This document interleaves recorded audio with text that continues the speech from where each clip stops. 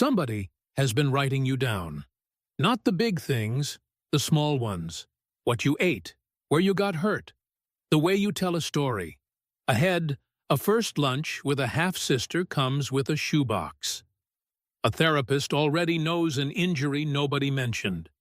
A mother recites numbers across a Thanksgiving table. A caregiver asks exactly the right questions for 2 years.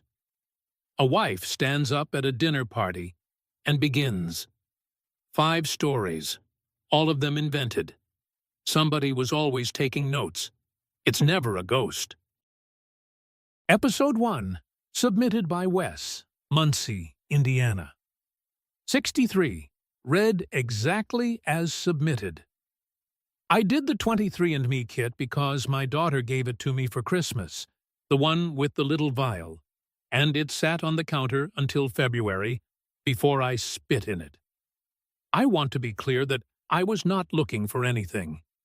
I knew who my parents were. I grew up in one house on one street in Muncie, Indiana, and I could have told you the name of every family on that block. The results came back, and there was a woman named Cora Lee at the top, listed as a half-sister, close to 50% shared. My father had passed by then. I figured he'd had a life before my mother, the way people did, and I almost didn't write. But she wrote first. She said she'd been hoping for years. She said she had something for me, and could we meet? We met at a Panera off the bypass. She was older than me by a few years, soft-spoken, kind in a way that made me relax before I should have. She'd brought a shoebox. I thought it would be pictures of him, our father, some version I'd never seen. And I wanted that, I'll admit it. I wanted the young man. It wasn't him. It was me. School photographs, the mottled blue background, except I had never sat for a single one of these. Me at maybe 6, in the coat I still remember, shot from across a parking lot. Me at 9 on the low wall outside Sunday school. Me at 12, walking the same block I could have named every family on, backpack on one shoulder. Every grade. Somebody had stood far enough back that I never once looked up. I asked her where she got them, and she looked confused, like the answer was obvious. Mom took them, she said. We'd drive up some weekends. She wanted me to know what my brother looked like. I said I'd never heard of her mother, never been anywhere near wherever they lived. And Coralie said, gently, still trying to give me a nice afternoon, we lived on Kessler. You could see your backyard from the end of our street. Kessler was 2 blocks over. I used to ride my bike down Kessler. I'd have been a boy pedaling past a house where a woman I had never met kept a shoebox of me, filling it a photograph at a time, and I never felt a thing. Kids feel watched all the time over nothing. I never felt it the one time it was true.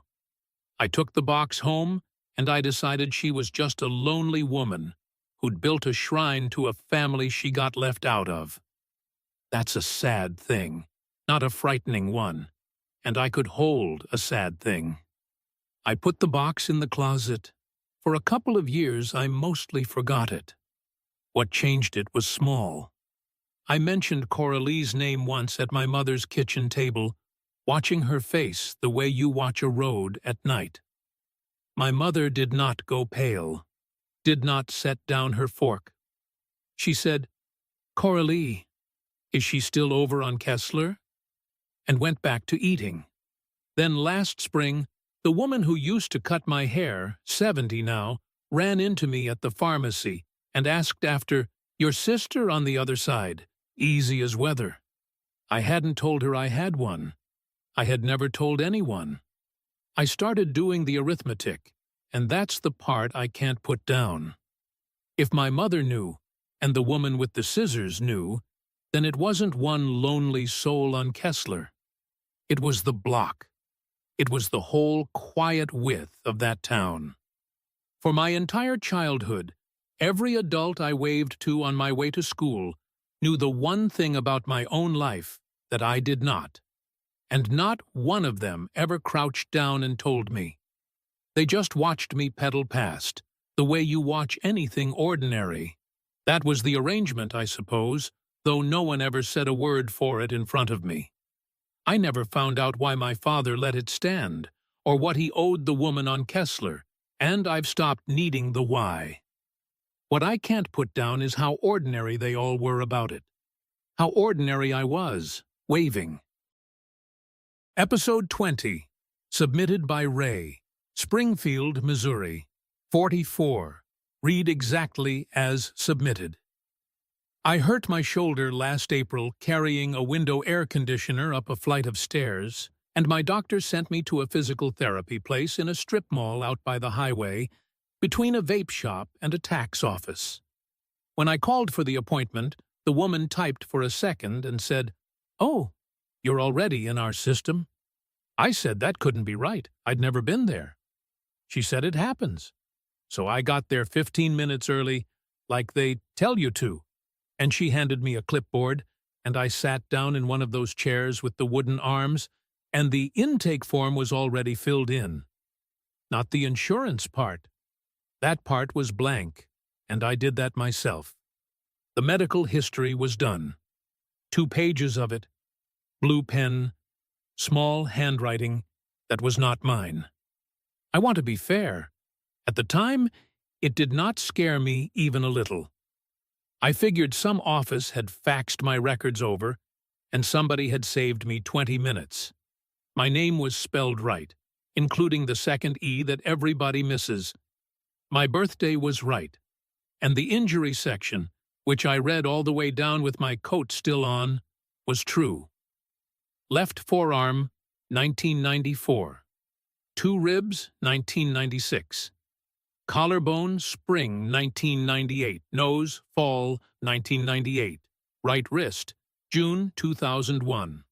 There was a narrow column on the right for cause, and every line in it said the same word in the same hand. Fall, fall, fall, fall, fall. I remember thinking, well, that's about right. I signed the bottom and handed it back and said something like, "Y'all are thorough." And she smiled and slid it into a folder. Renata was my therapist. 60 or so, forearms like a farmer, talked about her son's truck the whole hour. 3rd week, she had my arm over my head and stopped and ran her thumb along the collarbone and said, "This one healed a little high. Did somebody set it or did it set itself?" I said I didn't know. I said I was a clumsy kid. I have said that sentence my entire adult life, the way other people say they were a picky eater. I said it at work. I said it to my husband on our 2nd date. I said it to Renata with my arm in the air. Clumsy kid, 3 bikes, no helmets. You know how it was back then. She said, "Sure," and went back to counting reps. 8th session, she got called up front and left me on the table under the heat pack. My folder was open on the counter about 2 feet from my head. I wasn't snooping. I turned my head because turning my head was one of the exercises. The intake form was on top, and it was not a fax, and it was not a copy. It was the original page, the kind with the carbon back, ridged where somebody pressed hard. At the bottom, there was a line that said, "Form completed by," and beside it, "Relationship to patient," and beside that, a date. The relationship said mother.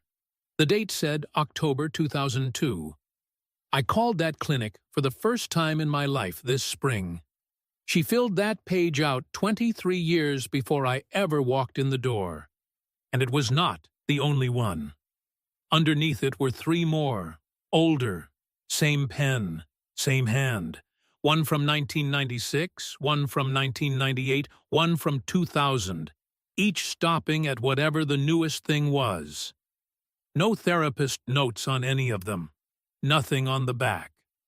Somebody made 4 appointments for me across 8 years, drove out to that strip mall, sat in a chair with wooden arms, filled in every line, and did not bring me. I put it back the way it was. Renata came in and finished the hour and asked if the heat helped. I said it did. I have not asked my mother about it, and I'm not going to. What I keep coming back to isn't the list. It's how good the list was.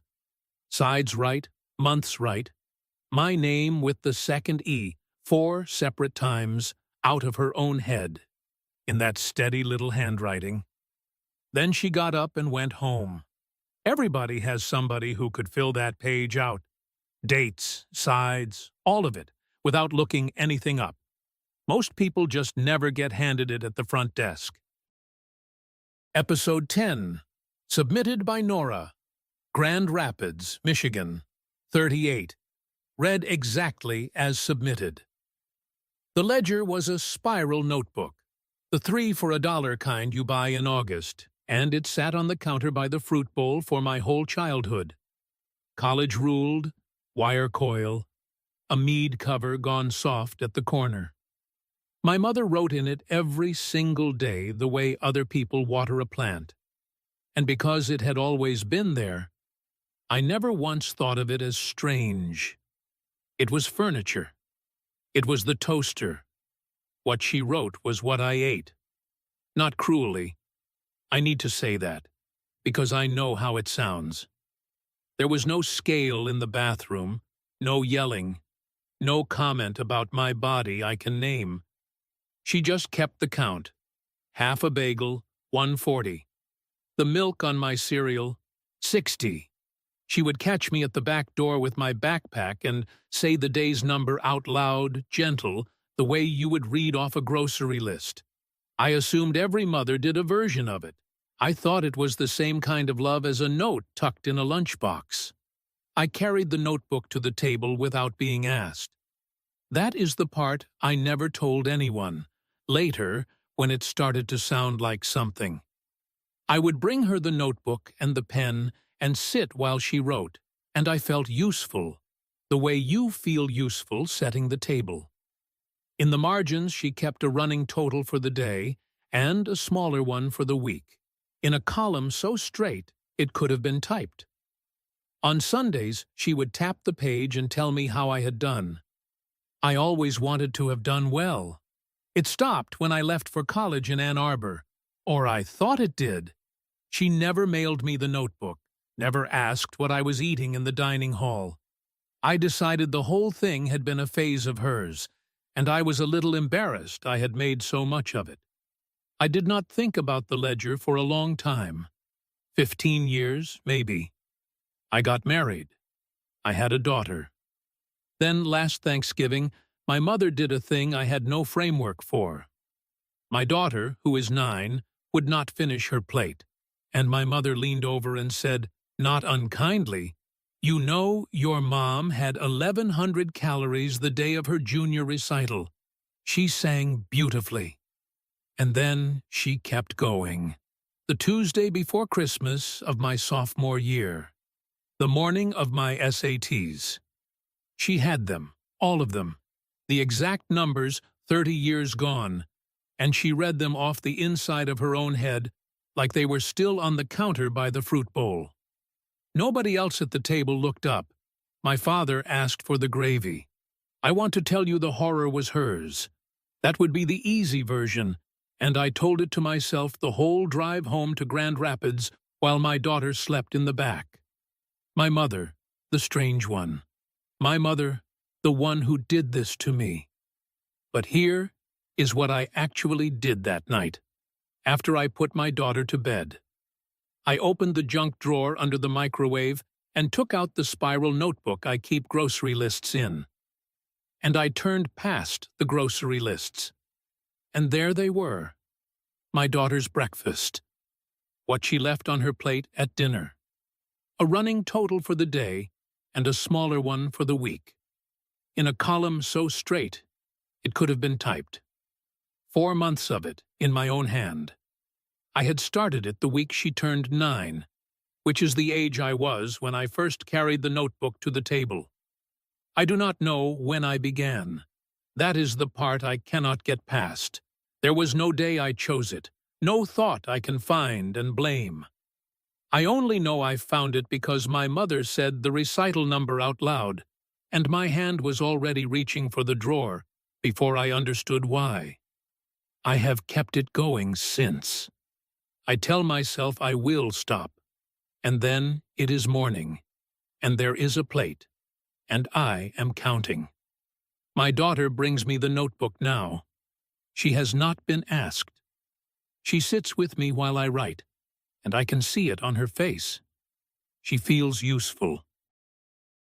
Episode 26, submitted by Cass, Wilmington, North Carolina.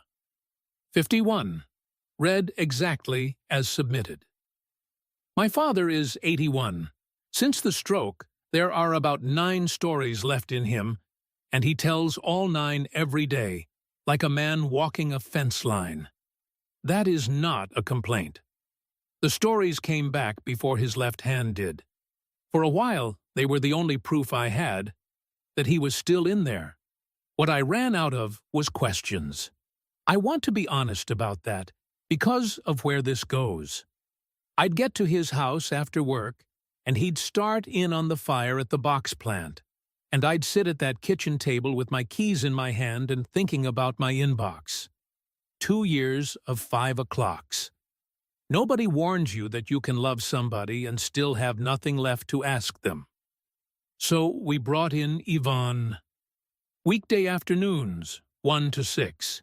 She was maybe 60, soft-spoken, and inside of a week, the house had noise in it again.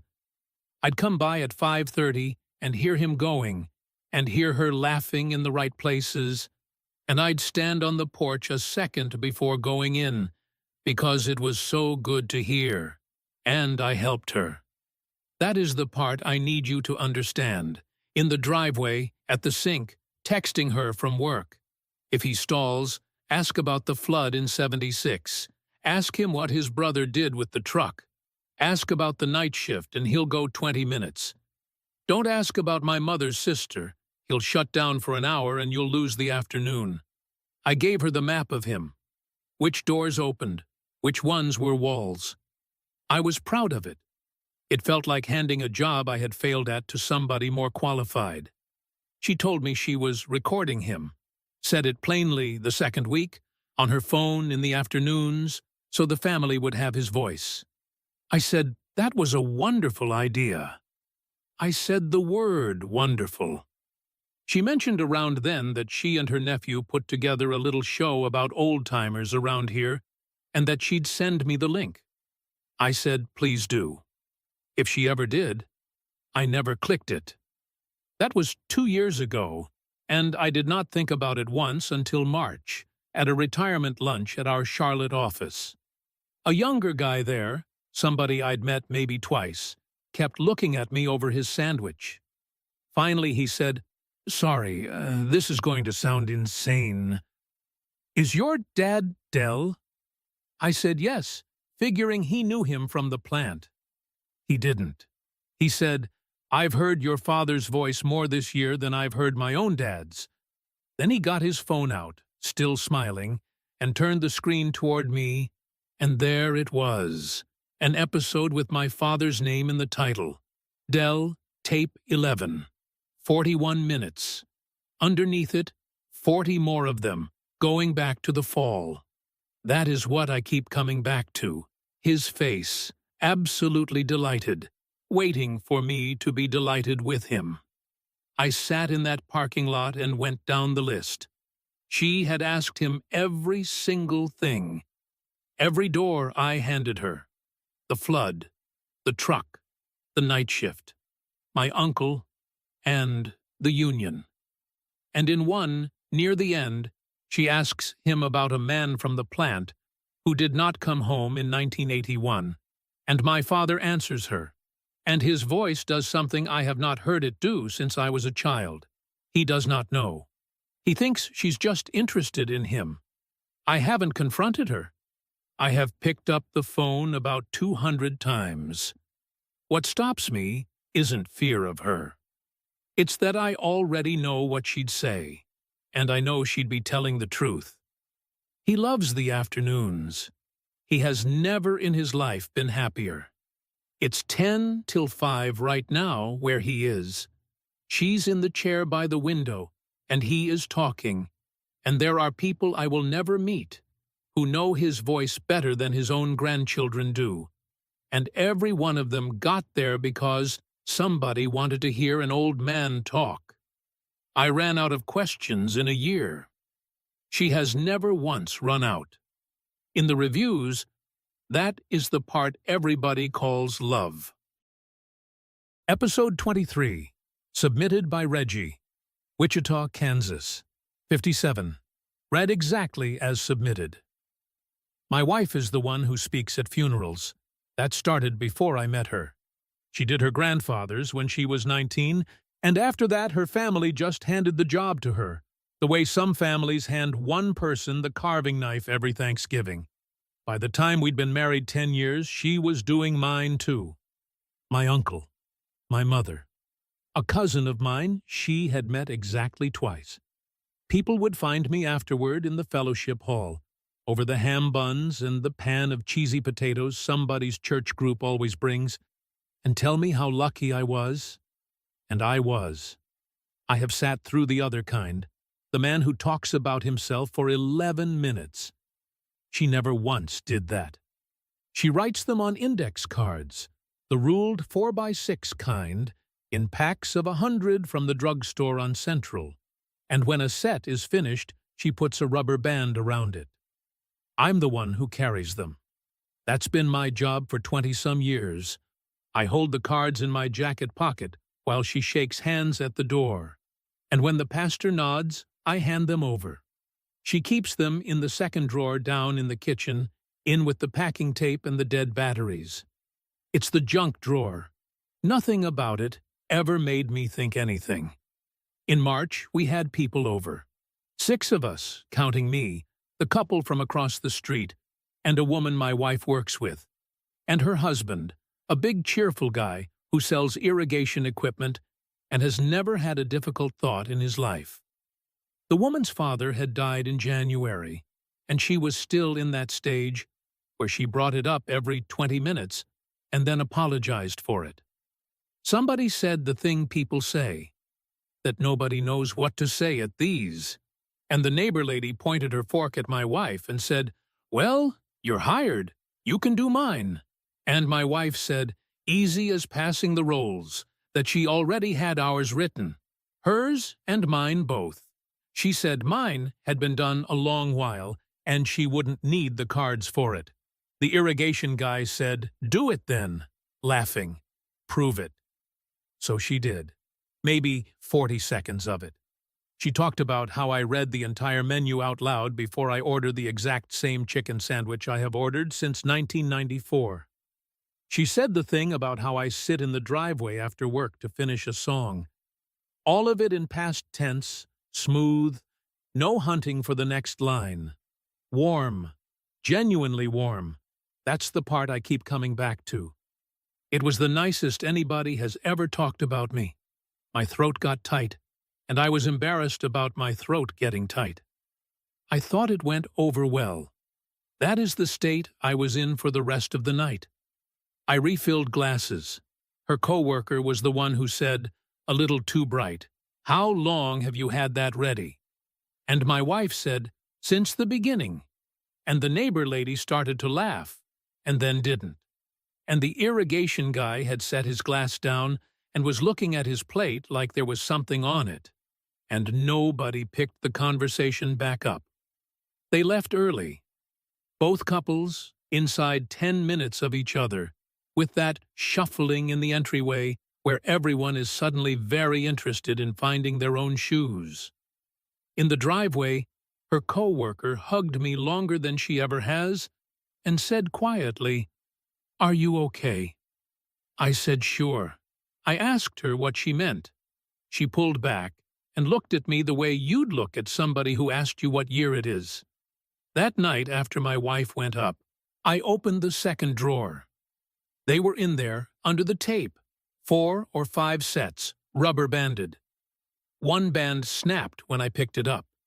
Mine was near the bottom, and it was thicker than the others, and the ink on the cards wasn't all the same ink. I put the band back on it. I didn't read them. I have not asked her about it, and she has not brought it up again. Last month she did her aunt's service out in Newton, and I held the cards for her at the door, and afterward everybody said she was wonderful.